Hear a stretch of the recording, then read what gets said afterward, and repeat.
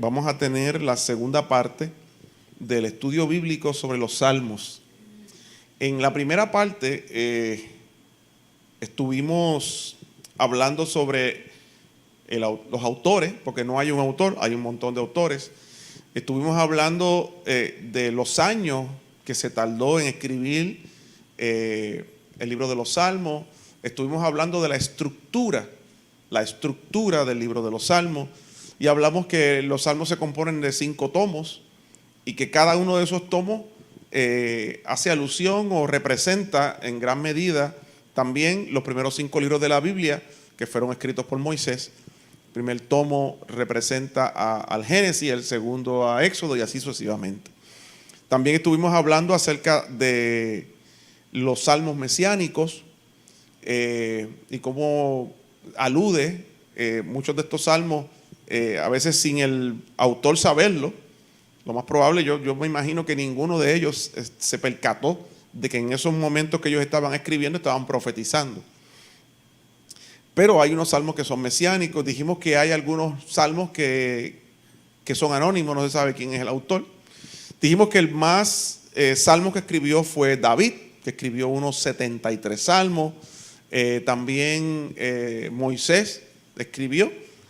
Y en su mayoría, pues, unos líderes de adoración que había en el pueblo de Israel. Hoy, o en esta noche, vamos a trabajar más con el asunto de cómo interpretar los salmos cuando nosotros leemos los salmos. Conocer un poquito, ya no más tanto la estructura como tal, sino vamos a trabajar más de cuando nosotros leemos los salmos, cómo podemos entenderlo. Y por ahí es que yo me voy a ir en esta noche como tal. Ay, Carmen, gracias. Más poquito de agua, eso vale $1,000,000. Bueno, como últimamente están pagando mucho por hacer trabajo en Puerto Rico.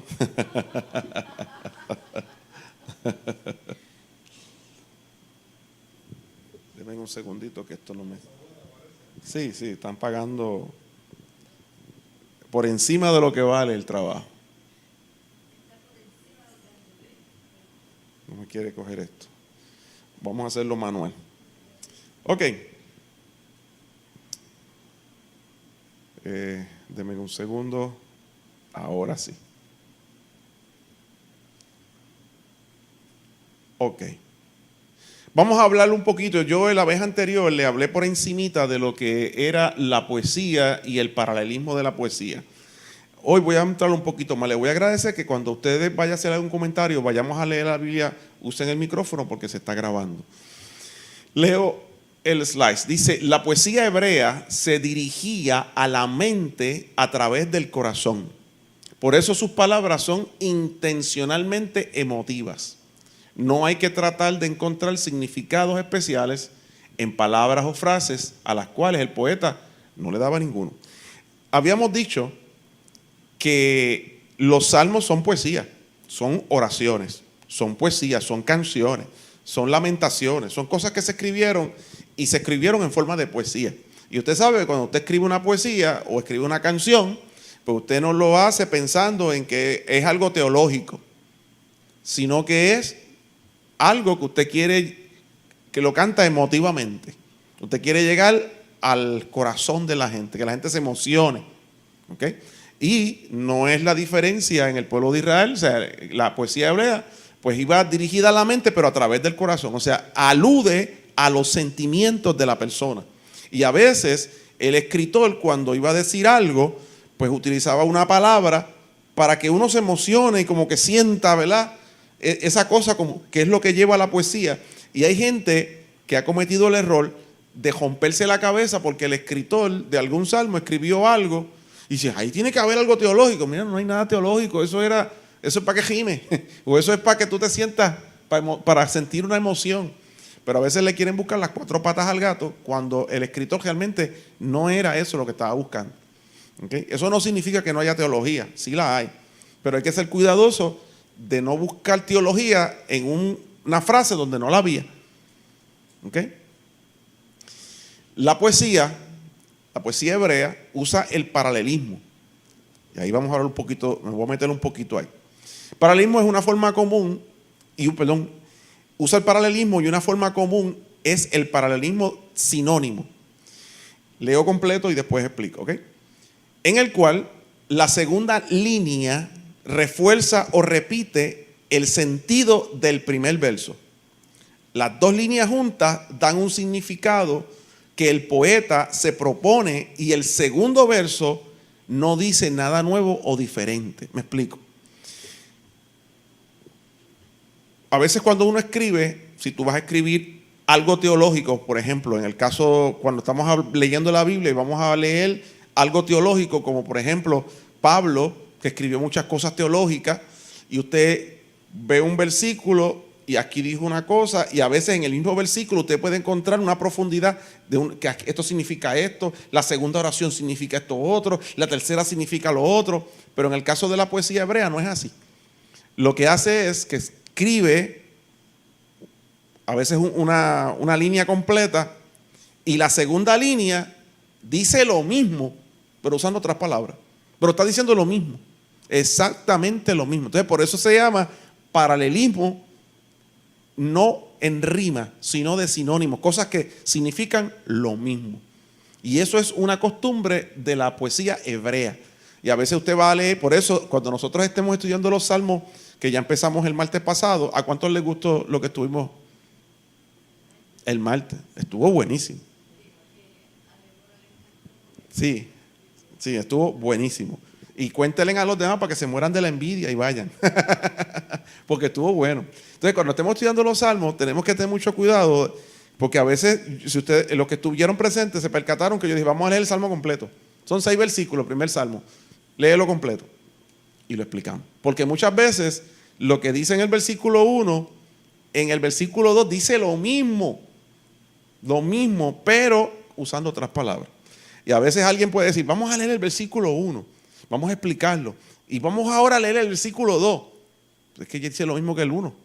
Es mejor leerlo el 1 y el 2, porque dicen lo mismo, pero usando palabras diferentes, pero está diciendo lo mismo. ¿Okay? Así que hay que tener mucho cuidado en ese sentido, entender cómo era la poesía hebrea.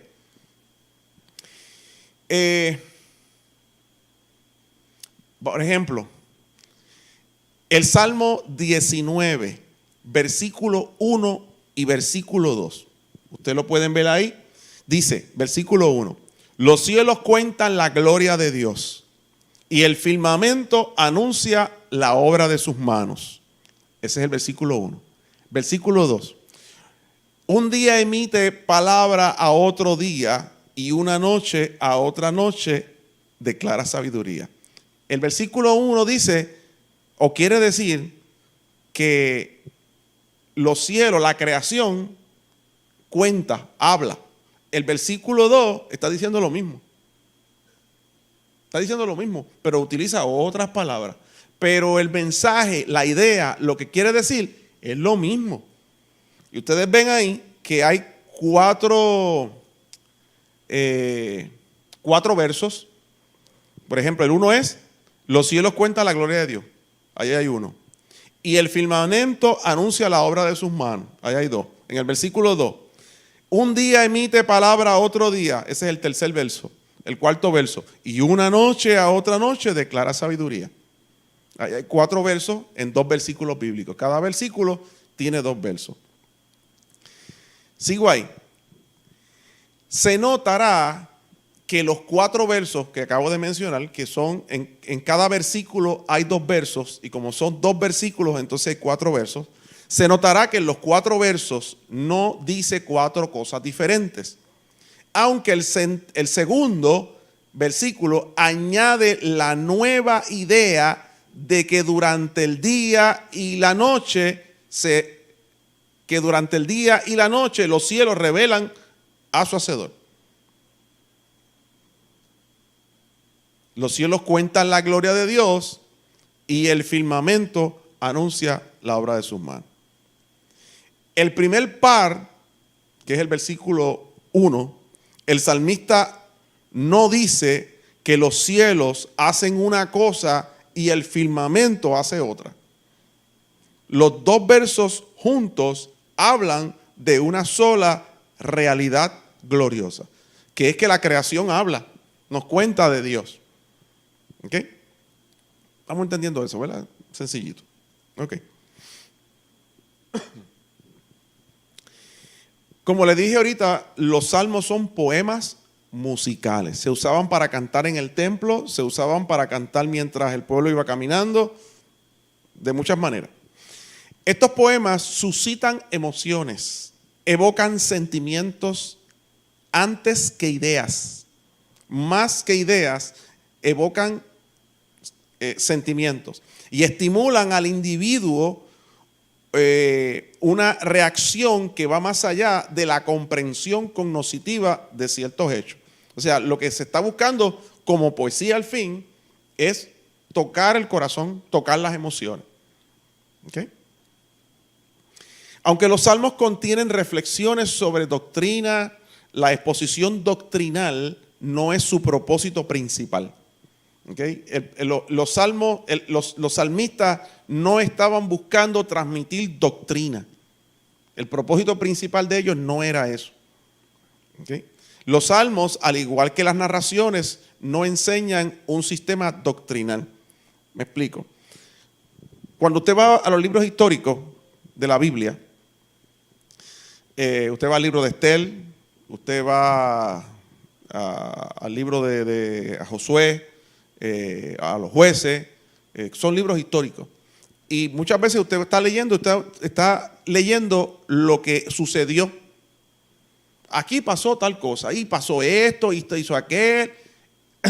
En esa narración no se está buscando enseñar doctrina. En esa narración es una narración. Están narrando algo.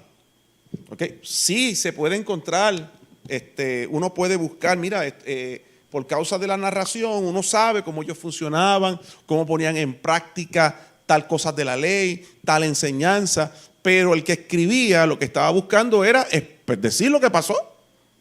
Y el que estaba escribiendo esa narración no estaba buscando enseñar una teología, estaba tratando de decir lo que pasó. Pasó esto, pasó aquello, pasó lo otro. Y en el caso de los salmos pasa lo mismo. No está buscando enseñar una teología. No significa que no encierre teología, pero el propósito principal era poesía, canciones, oraciones, y evoca más la emoción que el intelecto. Así que hay que tener mucho cuidado con eso.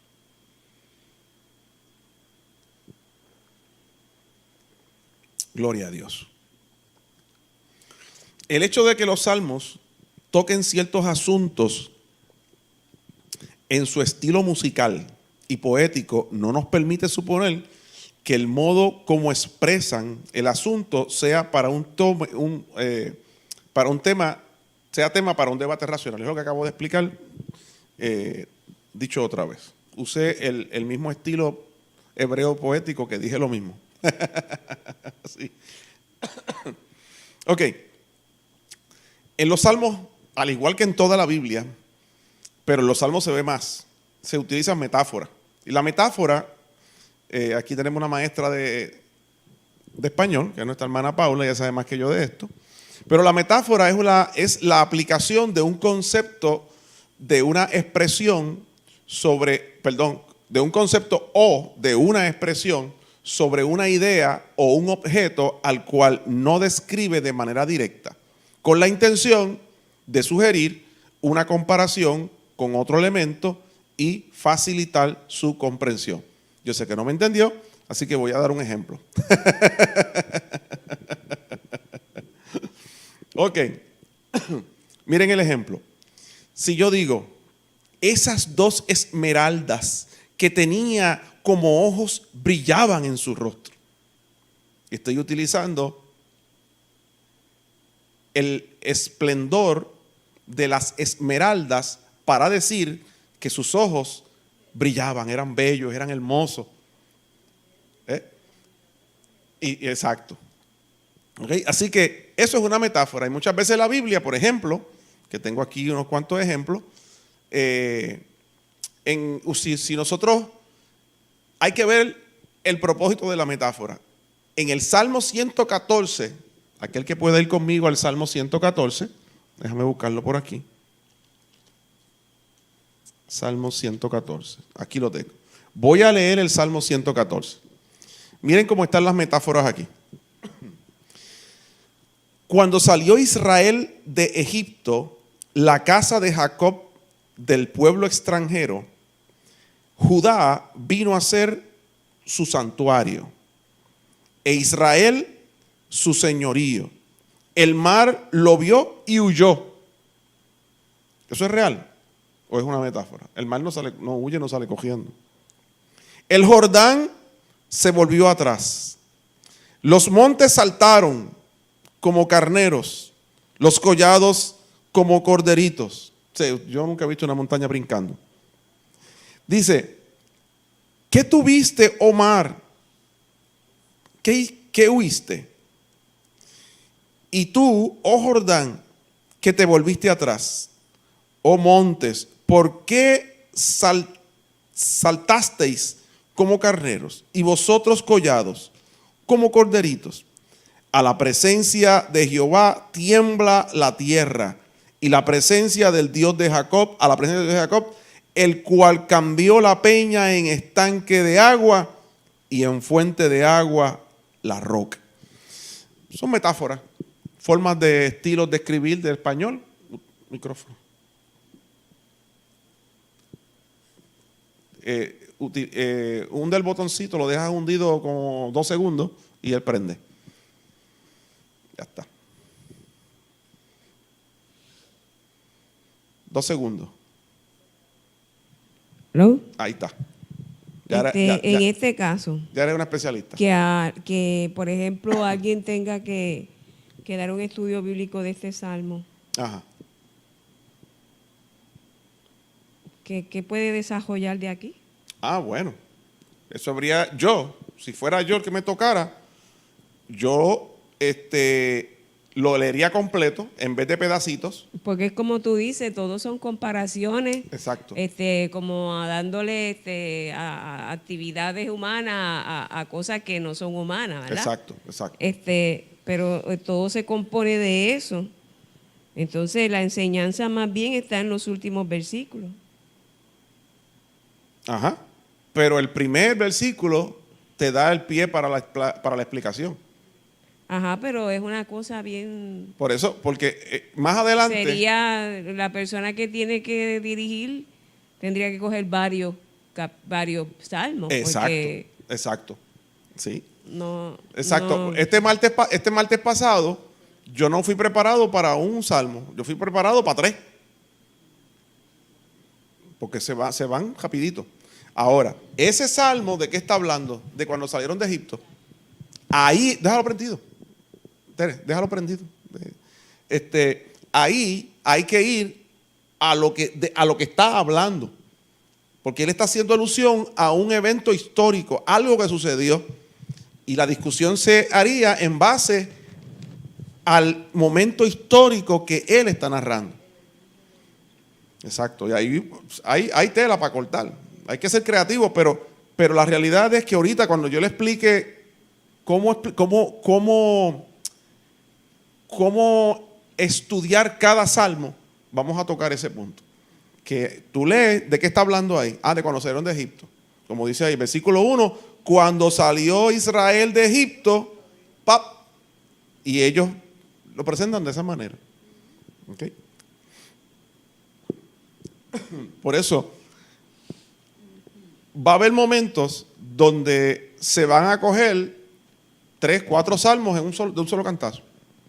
No, porque a veces hay, por ejemplo, del Salmo 1 al Salmo 8, básicamente él es el mismo tema, tiene una secuencia completita. Habla del hombre, del ser humano. Y va ahí, pero con una línea perfecta. Ok, ese es el Salmo donde vemos muchas metáforas. El Salmo 59, versículo 7 dice: espadas hay en los labios de los enemigos. ¿Quién no ha sentido, verdad, que alguien le trae mentiras, calumnias y son como espadas. Nadie tiene una espada en la boca. ¿Okay? Así que eso es un ejemplo de lo que es una metáfora. También se hace referencia a Dios como pastor. Dios no es un pastor, Dios es Dios. Pero se le llama pastor, a veces se le llama como fortaleza, Dios es un escudo, Dios es una roca. Es importante entender las metáforas y saber lo que esto significa. ¿Okay? Cuando, por ejemplo, en el Nuevo Testamento, aunque estamos en los Salmos, pero en el Nuevo Testamento Jesús dice que el que le haga, que es mejor entrar al cielo, si algo te es ocasión de caer, te lo corta. Si tu mano, si lo que sea, te lo corta. Es mejor entrar con un ojo que con los dos al infierno, ¿verdad? Pero sabemos que no se refiere literalmente a los ojos, sino a algo que te puede estar afectando a tu vida y es mejor que lo saques de ti, un amigo, la riqueza, un trabajo, algo que uno pueda tener que esté cerca de uno y que te está llevando al infierno. Quítalo de ti. A eso se refiere. Los salmos son expresiones sinceras del corazón.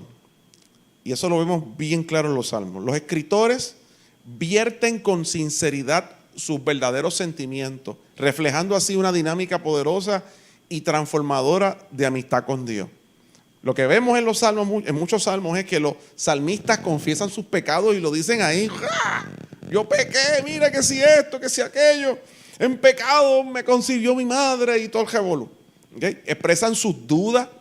Muchas veces dicen, mira, yo no quería hacer esto, o yo tengo dudas, o por qué me pasa esto, o estoy así, o estoy así. Lo dicen clarito y lo dicen sin temor. Piden ayuda a Dios en tiempos difíciles, lo alaban y lo adoran. Es como una expresión sincera del corazón. Usted ve ahí, a veces es posible que yo no me atreva a decir algo delante de todos ustedes, pero voy delante del Señor y se lo digo. Señor, me siento así. Y hay gente que no se atreve a decirle algo al Señor porque creen que es pecado. Por ejemplo, Señor, yo no siento nada. Estoy yendo a la iglesia en estos últimos días simplemente por ir, porque la verdad es que yo no siento nada. Y alguien pensaría que decirle eso al Señor es una ofensa. Mire, David expresó su corazón.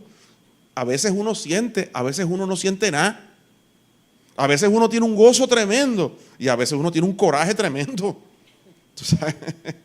A veces uno pudiera coger la silla y reventarse a la cabeza a alguien. Y en los salmos nosotros vemos esas expresiones sinceras que tú se las puedes decir a tu mejor amigo, a tu mejor amiga. Y vemos ahí cómo los salmistas, los escritores de los salmos, expresan lo que está en su corazón. Por ejemplo, la vez anterior dijimos que en los evangelios vemos lo que le pasó a Jesús, pero en los salmos podemos ver lo que Jesús sentía cuando le pasaba lo que le pasó cuando lo estaban crucificando. Dios mío, me dejaste solo. Señor, mira, me pasó esto. Señor, me siento mal. Me han dado a tomar vinagre. Eso está en los salmos. Y tú ves como una desesperación y una tristeza en el corazón del que está escribiendo. Y eso es un reflejo de lo que Jesús iba a sentir allá. Entonces vemos cómo los salmos nos enseñan a nosotros a cómo nosotros ir delante de Dios y ver a Dios como un amigo. Verlo como alguien a quien tú le puedes contar tus cosas y decirle cómo tú te sientes. Porque los salmistas no solamente se lo decían, lo dejaron por escrito. Y están aquí, son los salmos. Por ejemplo, aquí hay varios ejemplos. ¿Los podemos repartir? Yo cojo el primero, que es el Salmo 51 del 1 al 12. El segundo, el Salmo 86 del 1 al 7. ¿Quién dijo yo? Paula. Acuérdense que usen el micrófono. El tercero, Salmo 25 del 16 al 20. Carmen. Y el último, Salmo 42 del 3 al 5. Tiene que ser Tere, que está al lado. Ok, voy a buscar el mío, que es el Salmo 51. A ver por aquí. Y ahí vemos las expresiones de esta gente cuando estaban en momentos de dificultad. Y se lo expresaron al Señor claramente. Dice el Salmo 51, dice: ten piedad de mí, oh Dios, conforme a tu misericordia, conforme a la multitud de tus piedades. Borra mis rebeliones, lávame más y más de mi maldad, límpiame de mi pecado, porque yo reconozco mis rebeliones y mi pecado está siempre delante de ti. Contra ti solo he pecado y he hecho lo malo delante de tus ojos, para que seas reconocido justo en tu palabra y tenido por puro en tu juicio. He aquí, en maldad he sido formado, perdón, y en pecado me concibió mi madre. He aquí, tú amas la verdad en lo íntimo, y en lo secreto me has hecho comprender sabiduría. Purifícame con hisopo y seré limpio. Lávame y seré más blanco que la nieve. Hazme oír el gozo y alegría. Gozo y alegría. Y se recrearán los huesos que has abatido. Esconde tu rostro de mis pecados y borra todas mis maldades. Crea en mí, oh Dios, un corazón limpio y renueva un espíritu recto dentro de mí. No me eches de delante de ti. No me quites tu santo espíritu. Vuélveme el gozo de tu salvación y espíritu noble me sustente. Es una oración de alguien que se está reconciliando con el Señor y le está confesando todos sus pecados y está reconociendo sus pecados y diciéndole: perdóname, Señor, por esto. Salmo 86 del 1 al 7. Paula. Salmo 86 del 1 al 7. Inclina, oh Jehová, tu oído y escúchame, porque estoy afligido y menesteroso. Guarda mi alma, porque soy piadoso. Salva tú, oh Dios mío, a tu siervo, en ti confía. Ten misericordia de mí, oh Jehová, porque a ti clamo todo el día. Alegra el alma de tu siervo, porque a ti, oh Señor, levanto mi alma. Porque tú, Señor, eres bueno y perdonador, y grande en misericordia para con todos los que te invocan.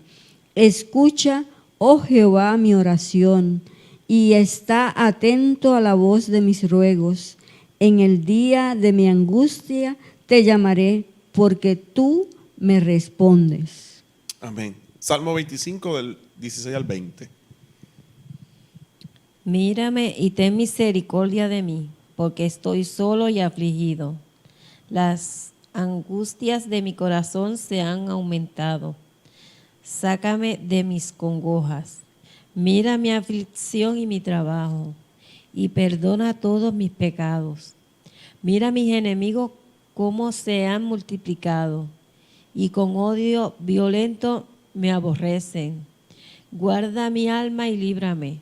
No sea yo avergonzado, porque en ti confié. Amén. Salmo 42 del 3 al 5. Día y noche solo me alimento de lágrimas, mientras que mis enemigos se burlan continuamente de mí diciendo: ¿dónde está ese Dios tuyo? Se me destroza el corazón al recordar cómo solían ser las cosas. Yo caminaba entre la multitud de adoradores, encabezaba una gran procesión hacia la casa de Dios, cantando de alegría y dando gracias en medio del sonido de una gran celebración. ¿Por qué estoy desanimado? ¿Por qué está tan triste mi corazón? Podré mi esperanza en Dios, nuevamente lo alabaré, mi salvación y mi Dios. Ahora estoy profundamente desalentado, pero me acordaré de ti, aún desde el lejano monte Hermón, donde nace el Jordán, desde la tierra del monte Misar. Amén. Eso es depresión. Ese hombre está diciendo: estoy totalmente desanimado, Señor. Ayúdame, ayúdame. Ok, ahí está. Ok, vamos a ver 3 beneficios que nosotros podemos ver en los salmos. El primero de ellos es que los salmos son una guía para nuestra adoración a Dios. Esto quiere decir que quien desea alabar a Dios, cuando nosotros queremos alabar a Dios, apelar a Él o recordar los beneficios de Dios, puede usar los salmos como un medio de expresión formal de sus pensamientos y sentimientos. Es un ejemplo, una guía a seguir. Si no sabemos cómo hacerlo, los salmos nos enseñan. Cuando un salmo toca un tema que deseamos expresar ante el Señor, podemos usar tal salmo para aumentar nuestra capacidad para expresar nuestras preocupaciones, a pesar de que nuestra falta de destreza para encontrar las palabras apropiadas. ¿Cómo me puedo expresar delante del Señor? No sé, pero los salmos me son una guía.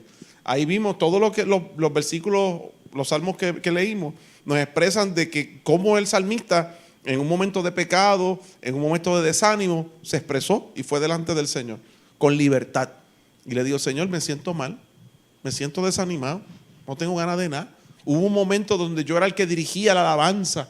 Íbamos todos hacia Jerusalén en una procesión. Y yo, mira, ahora mismo me siento mal. He pecado contra ti, ayúdame, Señor. Permiso. Sí. Que muchas veces cuando hay personas enfermas, Ajá. se le leen salmos. Sí. Y trae como paz Sí. a la persona, y pues no solamente son, tú sabes, alabanza y adoración, es como un bálsamo para los enfermos. Exacto. Le da mucho Es lo más aliento. que se lee en los hospitales. Tiene toda la razón. Otro beneficio de los salmos es que nos enseñan a ser sinceros con Dios, como habíamos dicho ahorita. Nos demuestra que podemos tener una relación sincera con Dios, aunque no nos da mucha instrucción doctrinal, como ya habíamos dicho, sino nos instruye por medio de ejemplos. Nos instruye por el ejemplo, cómo lo hicieron ellos, cómo lo podemos hacer nosotros. En los salmos podemos aprender a ser sinceros, a ser francos en la exposición de nuestro gozo, en la exposición de nuestro desengaño, cuando estamos enfogonados o cualquier otra emoción. Eso lo vemos en los salmos, vemos cómo se expresaron ellos, cómo lo podemos hacer nosotros. La tercera es que nos enseña a reflexionar y meditar sobre las cosas que Dios ha hecho por nosotros. Por ejemplo, nos invita a la oración, al pensamiento centrado en la palabra de Dios. La vez anterior, en la célula, estuvimos hablando de la meditación, de lo que significaba. Y a la comunión reflexiva con otros creyentes. Nos invita a eso. ¿Cómo podemos reflexionar, pensar, analizar lo que Dios ha hecho en la vida de nosotros personalmente? Aunque en los momentos más grises de nuestra vida, cuando la vida se vuelve dolorosa y se vuelve insoportable, Dios está con nosotros. El Salmo 130, versículo 1 dice: de lo profundo, oh Jehová, dando a entender que el salmista está en una situación bien desesperante. Yo vengo aquí a hablar contigo y de lo profundo clamamos y esperamos la liberación que viene del Señor, sabiendo que podemos confiar en Él a pesar de los sentimientos que tenemos en esos momentos. A veces estamos en un hoyo emocional, en un hoyo espiritual, pero cuando leemos los salmos nos damos cuenta que hubo gente que estuvo igual que nosotros y ahí clamaron al Señor: estoy en un hoyo, Señor, y yo clamo a ti en este hoyo en el cual yo estoy. ¿Qué buscar en los salmos? Cuando nosotros leemos los salmos, ¿qué debemos buscar? Antes de entrar aquí, habíamos dicho, la vez anterior se me olvidó ponerlo, que hay salmos que son acrósticos. Un acróstico es que aparece una letra y después dice algo con relación a esa letra. El Salmo 119, si usted va conmigo en su Biblia y usted mira el Salmo 119, encima del primer versículo, no sé si su Biblia lo tiene, pero debería tenerlo, hay una palabrita que es difícil de leer, que la mía dice Aleph. Después del versículo 8 dice Bet. Esas son, y así sucesivamente hasta que termina el Salmo. Hay 22 palabritas. El alfabeto hebreo tiene 22 letras. Esas son las 22 letras del alfabeto hebreo. Dice, que es como decir la letra A y todo lo que está ahí tiene que ver con eso. La letra B y lo que sigue abajo es eso. Y así sucesivamente hasta que termina los 150 versículos. ¿150 que tiene? No, tiene 176 versículos. Es el salmo más largo de la Biblia, 176 versículos, y es un acróstico. Esto es un acróstico.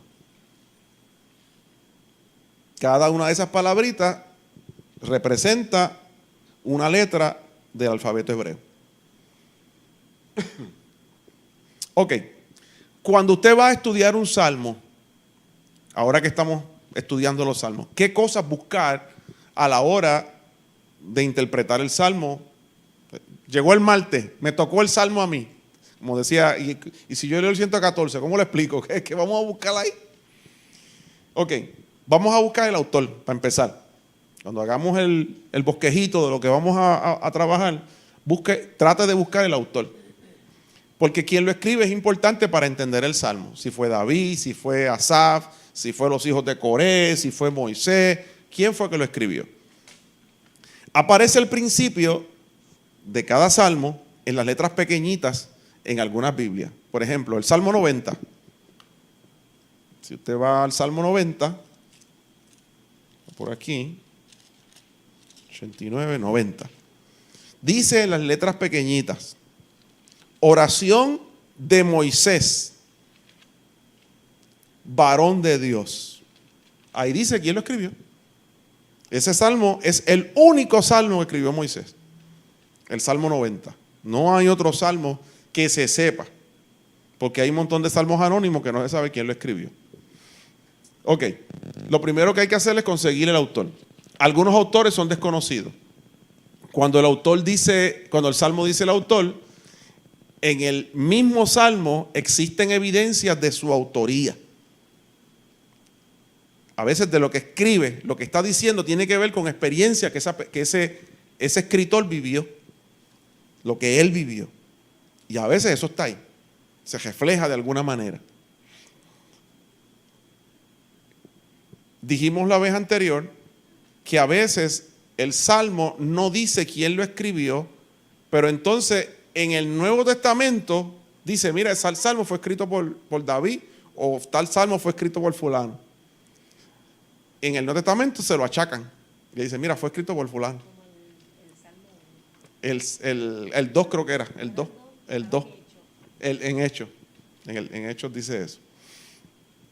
Bueno, eso es lo primero, el autor. Segundo, hay que ver el título del libro, que es lo que yo acabo de leer. A veces el título del libro fue escrito por el autor y a veces, y en otras ocasiones, fue escrito por el recolector. El recolector es aquella persona que en un momento dado, en la historia, cuando se estaba recogiendo los 5 tomos, se lo puso. ¿Ok? El título nos da una idea de lo que trata el Salmo. Por ejemplo, yo quisiera que alguien fuera al Salmo 51 y otra persona, no, es muy largo, pero que me lea el Salmo 51. Perdóname, el título del Salmo 51. Que se oiga en el micrófono. Salmo 51. Ok. David, Salmo del penitente. David pide misericordia y confiesa su pecado. Sigo, al músico. Ahí es que empieza el título. Okay. Lo que tú leíste no es el título. No. Eso es lo que le ponen por acá. Pues son las dice, letras chiquititas. Las letras chiquititas son parte del Salmo. Y es el título. Y es el título, eso es parte del Salmo. Lo que está en negrita, arriba grande, eso no es parte del Salmo. Esos son los títulos que por acá le ponen.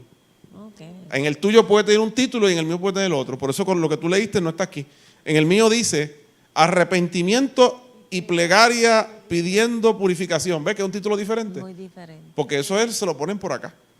Ok, pues dice al músico principal. Ese es el título. Salmo de David cuando después que se llegó a Betsabé, vino a él Natán el profeta. Ok. Si vamos a leer el Salmo 51 y leemos ese título, que eso es parte del Salmo, es bien importante que cuando nosotros leamos los salmos en la célula, incluyamos el título. Eso hay que leerlo, eso es parte del título. Ok.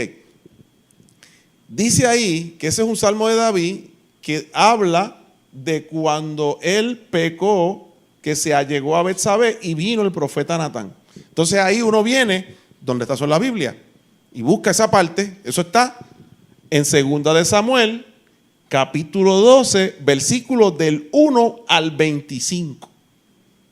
Ahí habla de que cuando David no fue a la guerra, se fue al balcón de su casa y vio una mujer, la deseó, la mandó a buscar, se acostó con ella. Después mandó a matar, la dejó embarazada, mandó a matar al marido de ella y después se la trajo a ella. Y vino el profeta Natán y le dijo, te chavaste. Y lo picó por medio, ¿verdad? Y le leyó la cartilla y le dijo, pecaste, tú eres un pecador. Y a raíz de eso y lo que Dios le dijo a través del profeta es que aparece el Salmo, él escribe el Salmo 51. Y eso nos ayuda a nosotros a entender qué quiso decir el autor, por qué lo dijo, y qué pasó, qué él estaba viviendo cuando él escribió ese salmo, cuál fue su experiencia y cómo él se expresa. Y fue el salmo que yo leí ahorita, desde el versículo 1 hasta el versículo 12, aunque realmente tiene 19 versículos, ¿verdad? Yo leí solamente 12, en su casa usted lee el gesto, pero eso nos ayuda a entender ese salmo. Perdón. Si no aparece en ningún salmo la primera estrofa, si no aparece en algún salmo, porque hay salmos que no tienen título. El título que tiene es el que le pusieron por acá, pero usted busca las letras chiquititas y no las tiene. Son salmos que no tienen título. Lo que podemos hacer en esos casos es que leer el principio, los primeros versículos, y de ahí te da una idea de qué va a seguir hablando. Porque recuerden que la poesía hebrea te escribe algo y lo demás tiene que ver con lo mismo que ella escribió. Y ahí tú puedes decir, mira, va a tratar de esto o de esto es lo que trata. Y de más o menos con eso uno puede, como hace el traductor que le escribió sus propios títulos por ahí. ¿Qué buscar en el Salmo? La clasificación del Salmo. ¿Se acuerdan primero que hablamos de unas clasificaciones? Que son estas que están aquí. Las vamos a ver ya mismo. Existen muchos tipos de clasificaciones. En algunas Biblias no aparece, casi en ninguna. Pero el contexto, o sea, de lo que está leyendo, lo que aparece escrito en el Salmo completito, usted lo lee completo, eso nos puede decir a nosotros cómo lo vamos a clasificar. El clasificarlo nos ayuda a comprenderlo mejor y también a interpretarlo. Y yo volví a poner esta tabla, que la vimos la vez anterior, pero la volví a repetir para que tengamos, para recordar lo que son clasificaciones. Las categorías, ahí lo podemos clasificar como un salmo didáctico y de sabiduría. Al lado está la explicación, que nos da dirección, enseñanza para la gente piadosa y qué sé yo y todo eso. Están los salmos mesiánicos que hablan de Cristo. Están los de alabanza, el de lamento y súplica, los de penitencia porque pecaron y le están pidiendo perdón a Dios. Salmos que se pueden clasificar como salmos de confianza. También están otros salmos especiales que son los históricos, los imprecatorios, que son los que piden castigo para los malos, que dice, Señor, mátalos a todos y qué sé yo. Pero esos fueron escritos durante la guerra. Los salmos del peregrino, que son cantados por el peregrinaje que hacen una vez al año hacia Jerusalén. El que leyó Tere ahorita era uno de esos que él decía, yo dirigía al pueblo en el peregrinaje, y se refiere a eso. Lo que se cantaba en ese peregrinaje son coritos así. El acróstico, por ejemplo, el Salmo 119, que es un acróstico, y de la creación, que describen la creación del Señor. Ok, el poder clasificarlos nos puede ayudar a nosotros a interpretarlo y a saber de qué trata esto, porque lo clasificamos de tal o cual forma. Si voy muy rápido me avisa. El estilo literario, ¿qué estilo literario es utilizado por el autor? Puede ser que sea poesía, puede que sea una lamentación, puede ser que sea una oración pidiendo perdón, oraciones, en algunos casos el estilo literario es clasificación también. Voy a darle para atrás. El estilo literario muchas veces cae aquí también. Que si es mesiánico, qué sé yo. cosas así. Pero ¿qué estilo? Cuando tú lo lees, tú te das cuenta que fue una oración, y el Salmo 1, por ejemplo, no es una oración. El Salmo 1 es una poesía. No es una oración, no es alguien orando y pidiendo, no, es una poesía como tal. El Salmo 119 tampoco es una oración, pero los que leímos ahorita, que casi todos eran oraciones. La idea principal, perdónenme que yo no le di estos papeles. Jorge, ¿tú me puedes ayudar? Eso que están ustedes viendo, aunque ustedes lo van a recibir, aquí está explicado, ahí está escrito completito para que no se rompan la cabeza escribiendo. Yo se lo estoy entregando todo. Lo que usted debe buscarle en un salmo está ahí todito. Miren qué bueno yo soy, que se lo doy por escrito para que ustedes no tengan que escribirlo. Sí, sí, chacho. Y eso que gano menos que Higgins.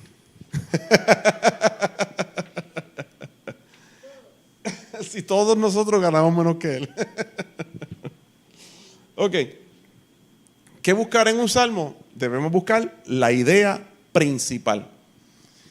El punto central. ¿A dónde está apuntando? Eso es lo que debemos buscar y dar un resumen del mismo con nuestras propias palabras. O sea, no es que lo escriba, o sea, pero por lo menos usted lo lee completo y usted puede más o menos decir, bueno, la idea central, el salmista lo que quiere decir, si yo lo leo completo, es esto. Esta es la idea central de esto. Y así usted puede tener una idea de cómo interpretarlo, cómo manejarlo. A veces uno está en la célula y hay gente que se va, estamos en Aguada y terminan por allá por África, en un momento dado se van en un viaje astral y terminan por allá totalmente alejados de lo que estamos leyendo o de lo que estamos explicando. Y el tener una idea de cuál es la idea central, qué fue lo que quiso decir el autor, hacia dónde va, qué es lo que le está hablando, nos ayuda mucho a interpretar. La progresión del salmo, descubrir el orden de las ideas. Hay ocasiones cuando tú lees el salmo y el salmista está haciendo una declaración. Yo pequé. ¿Ok? Después habla de las consecuencias. A veces el salmista. La exaltación. A veces cuando Dios lo exalta a él o él está exaltando a Dios. El punto clímax de lo que él está diciendo y la interrogante. A veces el salmista habla de sus interrogantes, de sus dudas, de sus preocupaciones. Y es bien importante ver cómo va el autor. A veces empezó, espérate, aquí está haciendo esto. Primero empezó confesando su pecado. Después dice que tuvo estas consecuencias. Por hacer esto, le pasó esto. En el Salmo 51, por ejemplo, dice que él pecó, que hizo esto. Dice que mientras cayó se envejecieron sus huesos. Esas fueron las consecuencias. Pero al final, él le pide perdón a Dios y dice, Señor, tú me perdonaste, tú me sanaste. Tú hiciste. Entonces tú ves es como una novela. Cómo empieza, cómo él lo va hasta el final. Eso me dice a mí que él escribió ese salmo después que terminó todo el proceso. No durante el proceso. Porque él te explica cómo empezó, cómo siguió y cómo terminó. Así que ese salmo, lo más probable es que después que terminó todo, él se sentó y lo escribió su experiencia con Dios en ese proceso que tuvo de pecado. Que tuvo unas consecuencias, aunque Dios lo perdonó. O aunque Dios lo perdonó, tuvo unas consecuencias. ¿Dónde es citado este salmo en el Nuevo Testamento? ¿Y cómo es usado por el autor? Esto es bien interesante. Aquí me gustaría repartir estos versículos. Necesito 3 personas. Uno que busque el Salmo 110:1 y lo compare con Lucas 20, 41 al 44. ¿Quién quiere ese? Dale, Jorge, que tú no has buscado ninguno. Está bien, ahí tenemos a Jorge. El segundo, Salmo 16:10 y lo compare con Hechos 13:35. ¿Quién tiene ese? Tere. Y el último, Salmo 2, versículo 7, y lo compare con Hechos 13:33. Ok. Hermana Carmen. Ok, en lo que ustedes lo buscan, voy a leer esto. El buscar dónde este salmo, si es que se cita, no todos los salmos se citan en el Nuevo Testamento. Ok. Y no solamente se citan en el Nuevo, algunos se citan en los profetas. En algunos libros proféticos como Isaías y Jeremías y demás, citan partes de los salmos. El buscar esto es muy clave. El buscar el salmo en el Nuevo Testamento y ver cómo el autor lo interpreta. O sea, cómo el autor del Nuevo Testamento utilizó el versículo o ese salmo para explicar algo que él quería decir. Porque entonces eso nos da idea de qué significaba realmente. Esto nos da una idea del autor del salmo, la situación, cómo clasificarlo, qué estilo es y cómo llegar a una aplicación personal. Vamos al primero. Utilicen el micrófono. Jorge va a leer Salmo 110, verso 1, y lo va a comparar con Lucas 20, 41 al 44. Dice: Jehová dijo a mi Señor, siéntate a mi diestra, Eso es el salmo. hasta que ponga a tus enemigos por estrado a tus pies. Salmo 110, verso 1. Okay. Y dice en Lucas capítulo 20, del 41 al 44, dice: entonces él les dijo, ¿cómo dicen que el Cristo es hijo de David? Pues el mismo David dice en el libro de los Salmos: dijo el Señor a mi Señor, siéntate a mi diestra, hasta que ponga a tus enemigos por estrado de tus pies. David pues le llama Señor. ¿Cómo entonces es su hijo? Jesús le está diciendo a los judíos, le está tratando de probar a través de ese salmo que a quien se refería David era a él. Porque él está citando el Salmo 110:1 y le dice, ¿cómo es que David, si él era el Señor, si eso se refería a él, por qué David dijo el Señor a mi Señor? Está hablando de mí. Eso es lo que quiere decir Jesús. Le está utilizando ese salmo para decir, David, de quien estaba hablando, era de mí. Yo soy ese Señor. Le dijo el Señor a mi Señor. Le dijo el Padre al Hijo. Le dijo el Señor a mi Señor. ¿Ok? Porque él dice, ¿por qué David, si él era si él era el rey, cómo el rey le va a decir, le dijo el Señor Dios a mi Señor? En la escala de autoridad estaba el rey y Dios. Pero el rey, que era David, puso a otro Señor. Y Jesús le dice, ese soy yo. Ese soy yo. Jesús está citando un salmo para probar que él estaba en los salmos, que David estaba profetizando, se refería a él. A él. ¿Ok? Salmo 16, verso 10, comparado con Hechos 13, 35.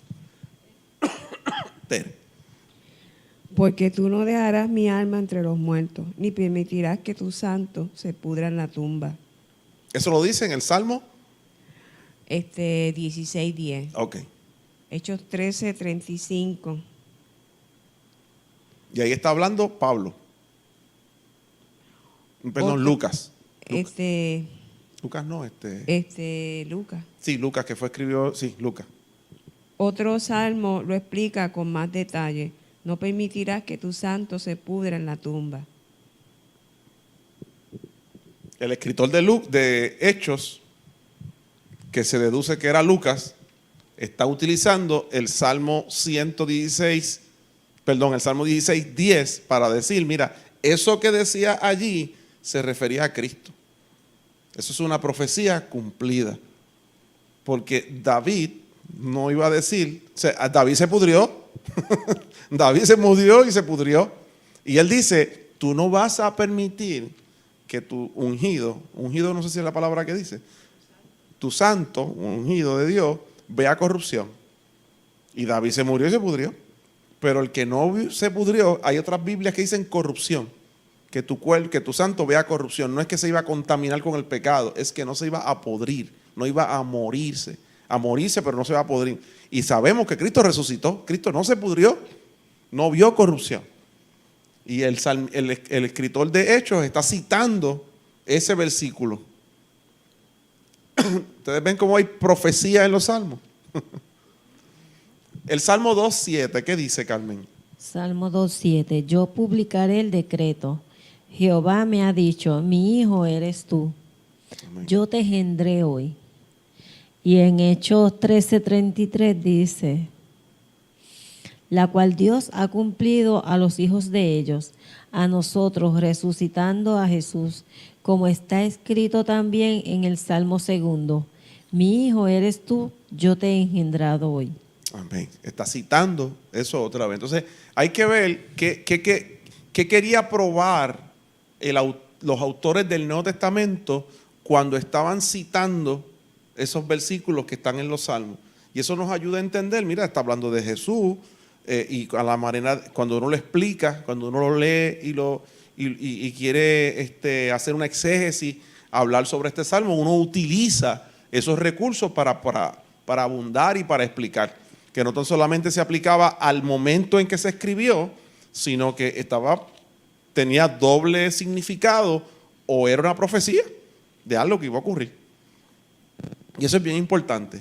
Cuando estemos estudiando, siempre que usted lea los salmos, ahí tiene unas letrecitas al lado, dice A, B, C, y usted busca la parte de abajo de esa página y te dice, por ejemplo, el A fue el Salmo 25:3, dice A, y tú buscas abajo el A y dice 25:3, y al ladito te dice dónde se habla de eso mismo o se está citando eso mismo.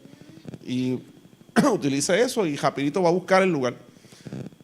Es bien bueno.